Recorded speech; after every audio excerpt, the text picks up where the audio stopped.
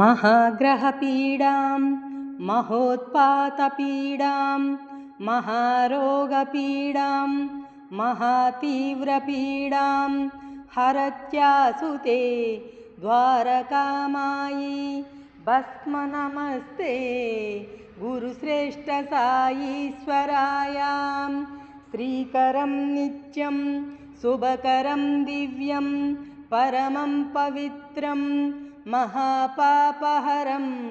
बाबा विभूतिं धारयाम्यहं परं पवित्रं बाबा विभूतिं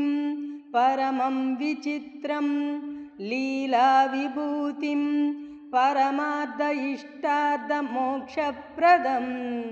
बाबा विभूतिमहमाश्रयामि साई विभूतिं